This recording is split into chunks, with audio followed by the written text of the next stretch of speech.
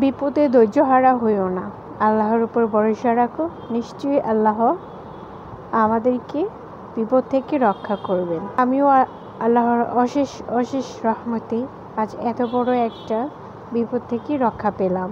Hello everyone, আসসালামু আলাইকুম। আশা করছি আমার আজকের এই ভিডিওটি যে যেখান থেকে দেখছেন সবাই ভালো আছে। আশা করছি সবাই আমার এই ভিডিওটি শেষ পর্যন্ত দেখবেন আর শুরুতে একটা লাইক দিয়ে দেবেন। আজকে আপনাদের সাথে আমি শেয়ার করব আমার সাথে ঘটে যাওয়া এক দুর্ঘটনা, যেটার কারণে আমি আমার সব কিছু হারাতে বসছিলাম। আমার মতো ভুল কেউ করবেন না প্লিজ।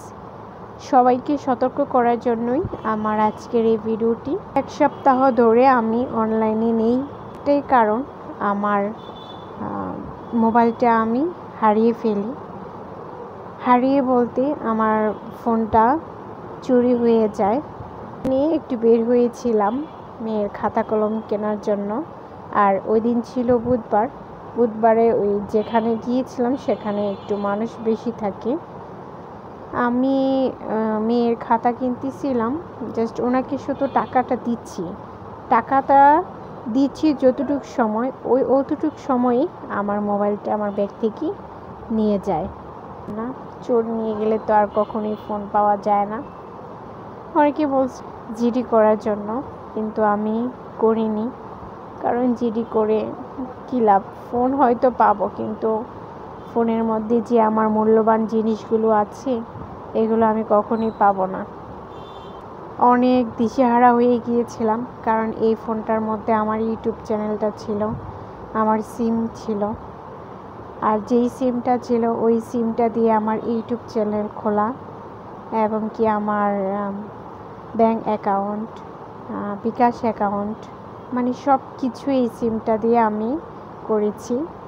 আসলে আমি কখনো ভাবতে পারিনি আমার সাথে এরকম ঘটনাটা ঘটবে। বিপদ কখনো বলে আসে না, তাই সবাই সতর্ক থাকবে। মেন মোবাইল কখনোই বাইরে নিয়ে যাবেন না।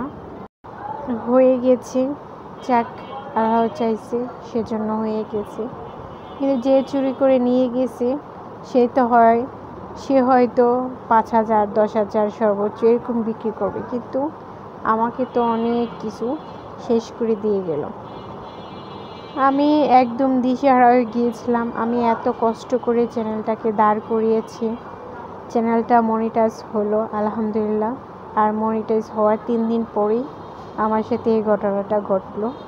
আমি একদম সব কিছু আশা ছেড়ে দিয়েছিলাম, কারণ আমার সিমটা আমি কোনোভাবেই উঠাতে পারতেছিলাম না, কারণ এই সিমটা প্রায় 8 বছর আগে আমি কিনেছিলাম, কিন্তু আমি কাকে দিয়ে রেজিস্ট্রি করিয়েছি তখন আমি জানি না, কারণ তখন আমার আইডি কার্ড হয়নি, বয়স হয়নি, তাই আইডি কার্ড বানাতে পারিনি। তখন আমার তো মনে পড়তেছিল না।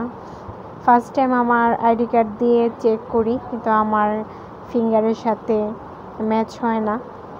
পরে আবার আমার ভাইকে দিয়ে করিয়েছি। আমি তো ঢাকা থাকি, আমার ফ্যামিলি বাবার বাড়ি তো কুমিল্লা গ্রামের বাড়িতে, তো সবাইকে বলছি চেক করার জন্য, কিন্তু ওনারা চেক করতে দেয় না দেশে, বলে যে না, যে রিয়েল সিমের মালিক ওনাকে আসতে হবে, এরকম টাইপ। প্রায় 2 দিন হয়ে গেল, আমি কোনো কিছু করতে পারতেছিলাম না। আমার তো সব কিছু শেষ হয়ে গেল, এখন কি করব? আর তখন মাথায় এটাও আসে না যে আমি সিমটা অফ করব কাস্টমার কেয়ারে ফোন দিয়ে। কিছুই করতে পারতেছিলাম না, আমি একদম ভেঙে পড়েছিলাম। এতটা মন খারাপ হয়েছে ভাষায় বোঝাতে পারবো না। আমার এত খারাপ লেগেছে, কারণ আমি এই চ্যানেলটাকে মনিটাইজ করতে এত পরিশ্রম করেছি, শুধু আমি না, আমার হাজবেন্ডও, আমরা দুজনে অনেক অনেক কষ্ট করেছি। পরে যাই হোক, আমি তো একদম আশা ছেড়ে দিয়ে দিনের মাথায় আমার বাবা, ওনার একজন পরিচিত মানুষ ছিল, ওনার কাছে গেছি, বললো যে সিমটা তো হারিয়ে গেছে, এখন এটা উঠাতে হবে, কার নামে এটা জানা নেই, তো আমাদের 2-1 জনের একটু চেক করে দিলে ভালো হয়। পরে বাবার রিকোয়েস্টে আমার ভাবি, আমার বোন, আমার ভাই এবং আমার বাবা ওরা 4 জনে গিয়েছিল। পরে ওনাদের চেক করার পরে মানে ফার্স্ট টাইম আমার বাবা চেক করেছে, তো বাবা চেক করার সাথে সাথে বাবার সাথে ম্যাচ হয়ে যায়। আলহামদুলিল্লাহ সিমটা ওঠাতে পারে। অবশেষে আমি আমার সিমটা ফেরত পেয়েছি। সিমটা হাতে পাওয়ার পর অবশেষে আমি আমার চ্যানেলটাকে ফেরত পেলাম। আমার সব কিছু আমি ফেরত পেলাম। সবার দোয়া এবং ভালোবাসায় আমি সব কিছু আগের মতো ফেরত পেয়েছি। সবাই দোয়া করবেন আমার যাতে এরকম আর দুর্ঘটনা কখনো না হয়। আপনারাও সবাই আপনাদের চ্যানেলটাকে একাধিক মোবাইলে লগ ইন করে রাখবেন। আর হচ্ছে মেন মোবাইল কখনোই বাইরে নেবেন না, না হয় আমার মতো এরকম পরিস্থিতি পড়বে।